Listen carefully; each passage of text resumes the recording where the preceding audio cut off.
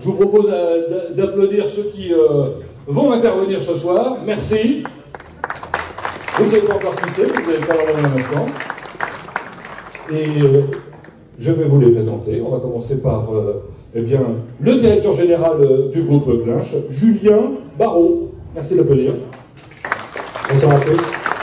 Lucas Glinch, responsable du site Glinch Sport et Classique. Ça vous dit rien? Vous en saurez plus tout à l'heure. Bonsoir, Lucas. Bonsoir. Bonsoir à tous. Lucas, vous le connaissez évidemment. Arnold Robin, l'un des pilotes de cette magnifique voiture. Merci d'applaudir également. Bonsoir. Valentin Asselot, qui est pilote officiel, n'est-ce pas? Oui. Aston Martin. Yes, merci de me recevoir. Et voilà. Et qui va participer à cette équipe merveilleuse, menée par Didier Robin. Didier Robin, vous connaissez tous évidemment. Merci d'applaudir. Bonsoir. Je vous prie d'excuser Maxime, qui ne peut pas être parmi nous ce soir. Il est étudiant, donc il termine, il est en stage chez Aston, et même Aston Martin. J'aimerais bien qu'il travaille un petit peu. Donc il le libère demain soir pour jusqu'aux 24 heures du Mans. Mais là, il avait des obligations. Alors, on va laisser la parole d'abord à Julien Barraud qui nous accueille ce soir. Julien Barraud, qui est le directeur général du groupe Glinch. Soirée un peu exceptionnelle, on peut le dire. Il y en a eu une seule jusqu'à présent. D'ailleurs, c'était déjà avec vous. Hein. C'était avec le projet 24, c'était il y a 2 ans. Exactement. Bon. Qui sont toutes ces personnes, ces nombreuses personnes présentes? Nombreuses personnes ce soir, oui. Ils sont tous beaux déjà. Donc, j'attends que tout le monde arrive, peut-être, non? On est beau. Alors, ces personnes, c'est un ensemble de personnes qui permettent à une entreprise d'exister, en fait, tout simplement. Il y a des clients, d'abord, essentiels pour une entreprise comme nous. On a les partenaires, alors de tout type, hein, partenaires financiers, partenaires logistiques. On a différents partenaires présents ce soir qui nous permettent de faire fonctionner l'entreprise, de la développer également. Et bien sûr, la troisième partie, vous allez la repérer, c'est nos petits bleus, avec les t-shirts, les polos, c'est nos collaborateurs. Combien? 56 aujourd'hui, 57 dans 2 jours. 58 un peu plus tard, et après 50. Certainement, on le souhaite en tout cas. Et donc, toutes ces personnes nous permettent d'avoir fait en sorte que cette journée soit possible déjà, parce que c'est beaucoup d'organisation. Donc je les remercie déjà. Et toutes ces personnes également permettent de faire fonctionner l'ensemble du groupe Glinch Automobile. Donc au nom d'Hervé Glinch et de Christophe Glinch, ils sont peut-être présents à la foule, on va lever.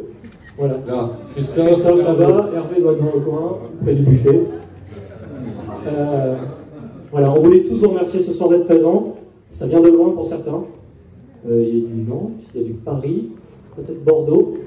Voilà, ça vient de très très loin pour venir nous voir ce soir. Donc encore merci au nom du groupe Glinch. Alors, Glinch, une vieille histoire, j'allais dire. Hein. Quel âge le groupe? 1966. Donc c'était Michel, c'est ça? Le duel en plus. Le duel De 1966. Ah oui, c'était le duel de 66, aux 24 heures. Et évidemment, Glinch et la compétition, c'est aussi une vieille histoire. Hein. Oui, c'est une vieille histoire. Alors ça a commencé, je pense, il y a très longtemps déjà avec Hervé. Et je vais leur passer Il n'est pas si vieux. Hein. Et c'est poursuivi par Lucas actuellement, effectivement. Alors Lucas, justement Lucas, qui est responsable aujourd'hui du site, alors aujourd'hui ou dans 2 jours plutôt, Glinch Sport et Classique. C'est ça, tout à fait. Alors c'est quoi? Glinch Sport et Classique, eh bien, c'est une nouvelle entité qui a été créée, qui est en train d'être créée finalement, puisqu'aujourd'hui on est en cours de création, et qui a pour but de véhiculer en fait la passion automobile et la passion des beaux véhicules et des belles voitures. Ça fait maintenant un peu plus de 10 ans aujourd'hui que l'activité de vente de véhicules prestige se développe au sein de notre site avec moi. Et de par du grossissement de l'activité, de la demande client qui s'accroît d'année en année, finalement, il y a eu la logique de créer vraiment une entité à part, dédiée à la vente de ce genre de véhicules, et de dissocier un peu les 2 entités pour que chacune vive son activité et n'empiète pas forcément sur l'autre. Le site, du coup, on a dû choisir une localité pour l'implanter. Et le emblématique. Surtout. Oui. Et le choix s'est porté naturellement sur Le Mans, puisque Le Mans résonne pour les passionnés automobiles. Et on a la chance de pouvoir dire aujourd'hui qu'on va pouvoir proposer à nos clients et à nos futurs clients une expérience d'achat au sein du circuit des Voitures du Mans, puisqu'on est au Technopark aux portes du circuit. Carrément. Avec les autres grands, on va dire. À peu près. À peu près. 2-3 marques pas trop connues dans le milieu. On ne va pas citer ici. Bon, cela dit, vous, alors justement, vous proposerez des véhicules de prestige de plusieurs marques. Tout à fait. Aujourd'hui, on est surtout connu pour être un spécialiste Porsche, puisque c'est la marque qu'on a développée depuis pas mal d'années, mais on a une volonté de proposer de nouvelles marques, et notamment, pourquoi pas de Aston Martin. Ça peut être l'objectif futur. Aston Martin, donc la marque de cette voiture qui va courir aux couleurs notamment du groupe Lynch. C'est un peu un rapport avec vous indirect, puisque je crois que vous avez fait vos armes avec l'un des pilotes de la voiture, c'est ça? C'est ça, tout à fait. J'ai eu la chance de commencer le karting assez jeune, à 7 ans, et j'ai commencé donc, notamment avec Maxime. On a roulé pendant pas mal d'années au sein de la même structure. La preuve qu'il y en a un qui s'est mieux débrouillé que l'autre. Je vous laisse deviner lequel. On ne peut pas dire ça, parce que vous continuez à courir. Hein. Oui, tout à fait. Tout à fait. Mais j'évolue dans un championnat différent, un championnat sprint dédié au Porsche. Ça allait bien avec l'image qu'on avait par rapport à ce problème précis. Mais effectivement, on roule en Porsche entre père et fils. Du coup, c'était la volonté. J'ai fait beaucoup de karting. Arrivé à 18 ans, le permis de conduire m'a permis, même si c'était obligatoire pour un sport auto, mais de passer à l'automobile. Et le papa avait, je pense, une petite envie aussi de reprendre, tant que c'était possible. Donc le choix de faire l'aventure à deux, c'est logiquement fait. Et donc sur un championnat qui est typé Gentleman Driver, et qui est essentiellement composé de pilotes amateurs sur un week-end, sur un meeting tous les mois pendant la saison. À suivre, donc Lucas Lynch, donc on est d'accord. C'est génial que vous dites une histoire de famille comme celle des Robin, on peut le dire. On va laisser le micro à Didier Robin, qui va nous raconter comment il a inoculé le virus, comme Hervé l'a fait avec son fils, de la compétition à ses enfants. Alors Didier, il faut d'abord dire que vous-même, vous êtes un vrai pilote. Vous avez fait le Paris-Dakar, on est d'accord? Ah oui, c'était il y a quelques années. quelques années. Vous l'avez fait combien de fois? 2 fois. Ouais, sûr. La Toyota. D'accord. Belle expérience. Ah, c'était l'aventure, donc c'était un rêve d'aventure, donc on l'a bien vécu. Bon, et puis alors, ça vous a titillé pendant toute votre carrière professionnelle qui n'avait rien à voir avec l'automobile?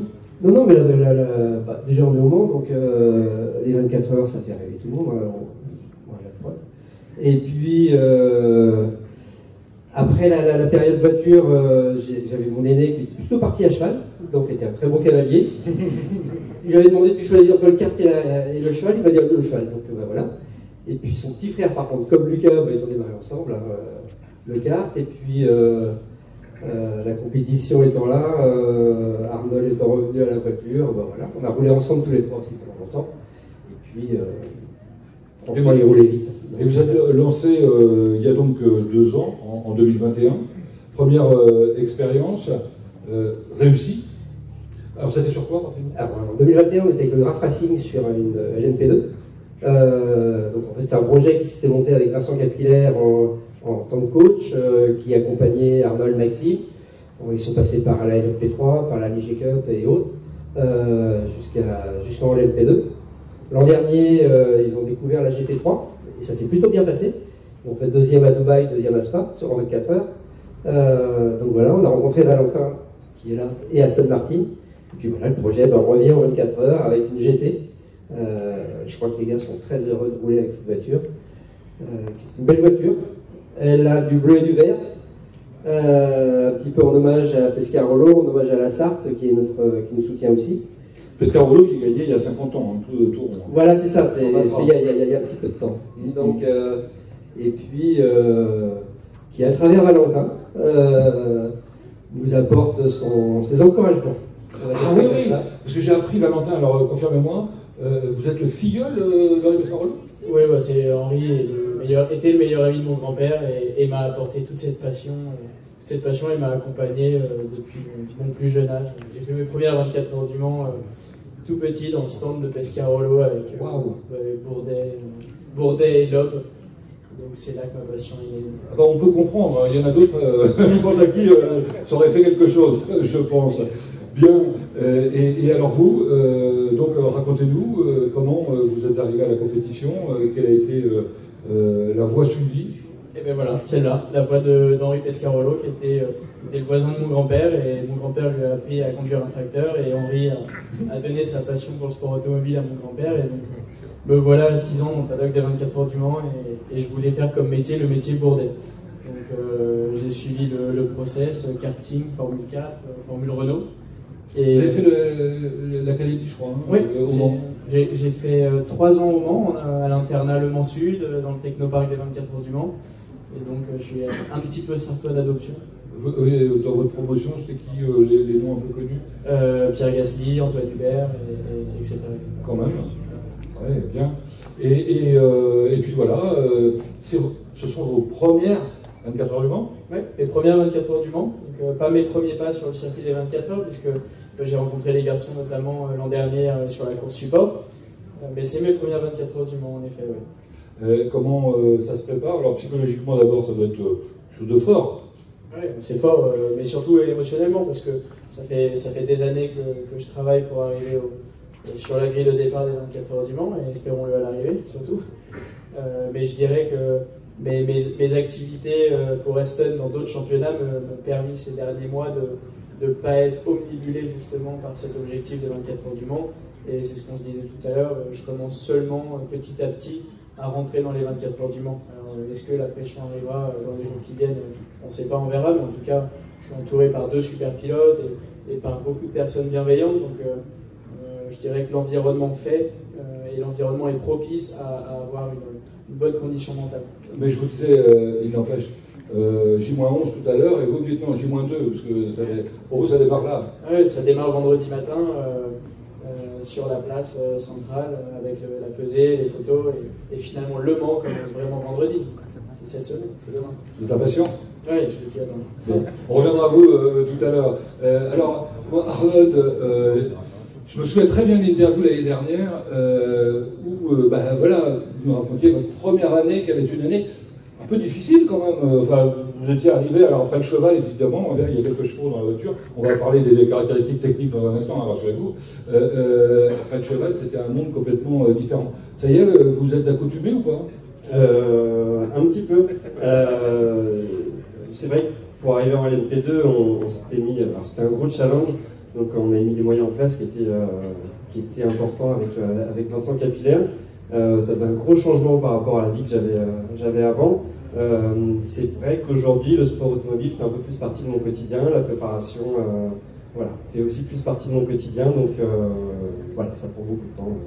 Parce que effectivement, c'est une course les 24 heures dont encore une fois on va parler, qu'on va détailler, mais c'est aussi toute l'année d'autres courses, parce qu'il faut être au niveau, quoi. Oui, on n'a pas le choix. Donc on a un autre championnat, nous, donc avec cette voiture-là qui est le championnat d'Europe, LMS, et puis la préparation à côté avec le simulateur, la préparation physique, et puis éventuellement des roulages en plus aussi, donc avec soit cette voiture-là, soit des GT3. Alors le simulateur, puisque vous l'évoquez, je crois qu'aujourd'hui c'est plus vrai que nature, hein, c'est un simulateur. On peut reproduire les sensations qu'on a dans cette Aston Martin Vantage ou pas? C'est le but. Avant, on servait des simulateurs pour apprendre les circuits. Aujourd'hui, les circuits, on les connaît. Alors, ils sont ultra bien modélisés, donc c'est aussi un des enjeux du simulateur. Mais c'est aujourd'hui de pouvoir reproduire exactement, le plus proche possible, les sensations qu'on a dans la voiture. Pouvoir tester différents pneus, pouvoir tester avec le plein, sans le plein, pouvoir tester même des réglages châssis. Donc non, le simulateur est un super outil aujourd'hui. Il n'y a pas de surprise quand on passe du virtuel au réel? Il y a un petit temps d'adaptation, mais on a fait énormément de travail avant sur le simulateur. Et donc qu'est-ce que vous dit le simulateur, que vous allez être au top là? On espère. On s'est donné des moyens énormes cette année pour faire un beau résultat. C'est quoi des moyens énormes?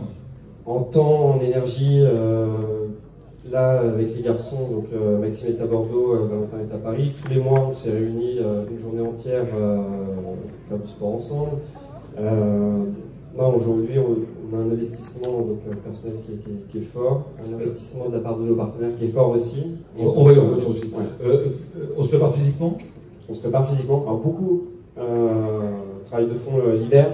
Là, on est moins dans le dur en ce moment, on est sur la fin de la préparation. C'est quoi le type de préparation physique? Cardio, pour pouvoir tenir sur 2 relais.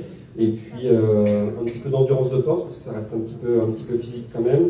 Et puis après, ça peut être du travail de réflexe, ça peut être du travail d'équilibre, qui sont indispensables en sport auto. On parle de la voiture, puisque vous êtes pilote officiel à Aston Martin Vantage, vous la connaissez par cœur. Ouais, Le moindre détail. c'est un peu mon bureau. Bon, c'est ça. Alors, C'est V8 Vantage, moteur avant, V8 biturbo, AMG, avec beaucoup d'aéro sur cette voiture, mais un aéro qui est fait par le dessous. On peut voir les jupes latérales, le diffuseur arrière, ce qui fait qu'on a beaucoup d'aéro et très peu de traînée finalement. On voit un aileron arrière qui est très plat. 1 tonne 2, environ 600 chevaux selon la balance de performance, et une voiture qui est très bien équilibrée. Je ne peux pas vous le montrer là, mais le moteur est très bas et très reculé, ce qui fait qu'on a un centre de gravité qui n'est pas à l'avant, mais qui est vraiment au niveau du poste de pilotage. Et finalement, le poids étant plutôt à l'avant du coup de la voiture, quand la voiture glisse de l'arrière, elle est très simple à rattraper parce qu'il n'y a pas de poids à l'arrière, il n'y a que de l'aéro. Donc c'est une voiture qui est très simple à appréhender. Alors après, aller très vite, c'est toujours une autre histoire. les performances, c'est quoi d'ailleurs? Les performances en vitesse de pointe? Je dirais qu'une GTE avoisine les 300 km/h.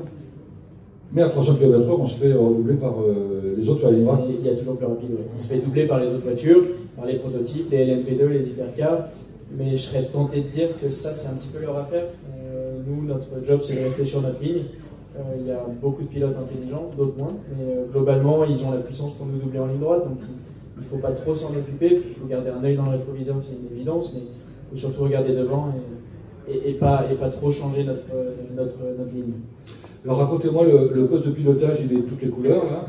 Il y a plein de boutons sur le volant. Je sais pas, on appelle toujours ça un volant? Oui, on appelle toujours ça un volant. C'est étonnant, hein, parce que c'est plus vraiment un volant. Hein. Enfin, bon. Non, mais je dirais plus rond. Hein. Non, mais il y a 4 boutons en fait sur lesquels on travaille beaucoup. C'est les contrôles traction. Il y a 2 contrôles traction. Il y en a un qui contrôle le patinage en ligne droite, donc, littéralement quand on remet les gaz, les roues arrière patinent. Et un autre qui contrôle le survirage en latéral, donc, quand la voiture glisse dans un virage en appui. Et donc ça, c'est vraiment des réglages qu'on ajuste avec la dégradation des pneus. D'accord. Et ensuite, on a aussi un anti-lag système, parce que c'est un moteur turbo, donc avec grossièrement un temps de latence entre le moment où on appuie sur la pédale et le moment où la puissance vient. Donc on a un système d'anti-lag qu'on peut régler de 1 à 5 pour régler l'agressivité de la pédale. Ça, pareil, avec l'usure des pneus et la consommation d'essence. Vous avez le temps de faire tout ça une fraction de seconde? Enfin, faut aller vite, faut... Ouais, alors j'imagine comment on a plus de temps que sur d'autres circuits, puisqu'il y a beaucoup de droite. Et ensuite, un gros bouton vert au milieu du volant, qui est le bouton magique. Et ça, j'en parlerai pas. Ah bon? Alors ça nous intéresse, c'est ça qui nous intéresse, alors faut pas nous le dire, ça. Je vous laisse un petit suspense. Ah bon?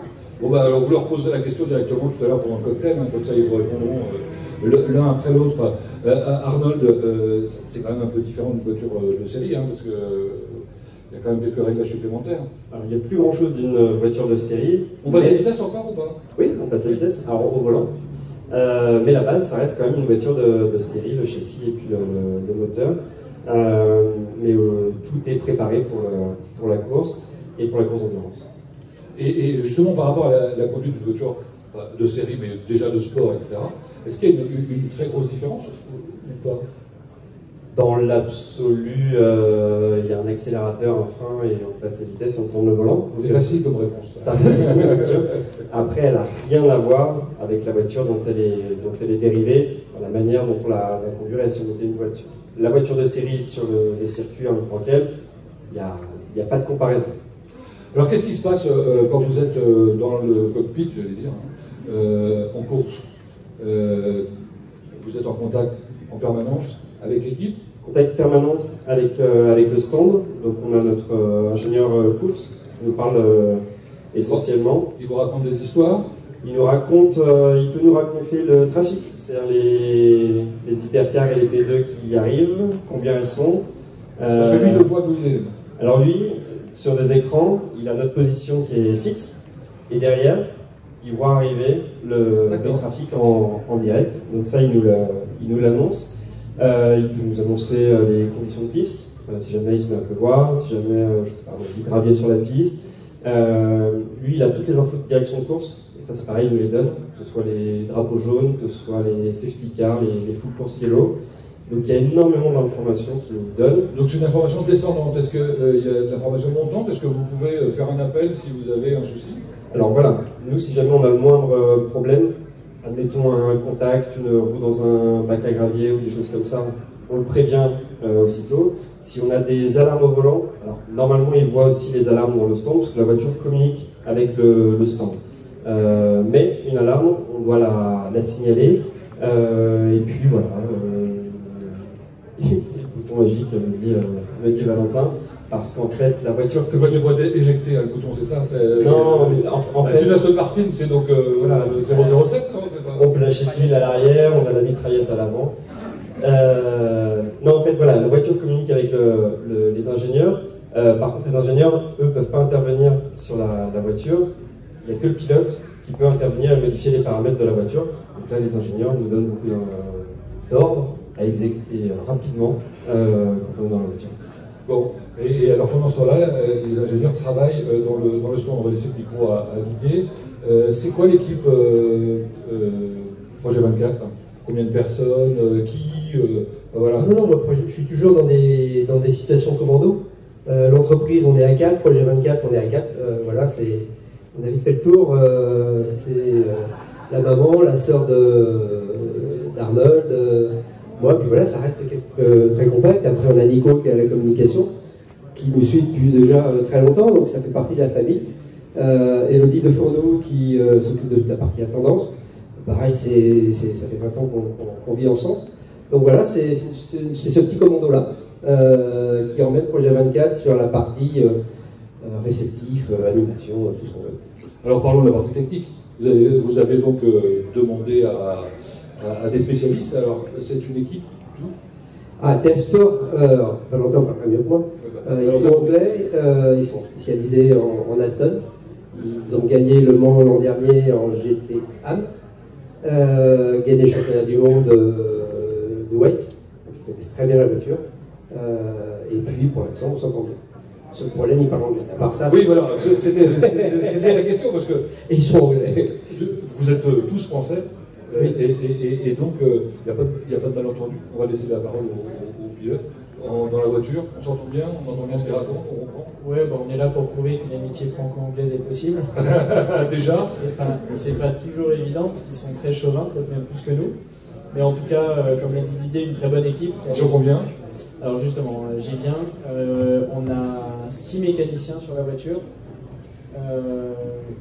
3 ingénieurs, donc un ingénieur moteur, un ingénieur data vidéo, et un ingénieur de course qui fait les setups de la voiture et les stratégies de course. Donc on est une petite dizaine de personnes sur la voiture, plus le team manager et Projet 24 qui nous accompagne dans toute la partie partenaire, hospitalité, communication.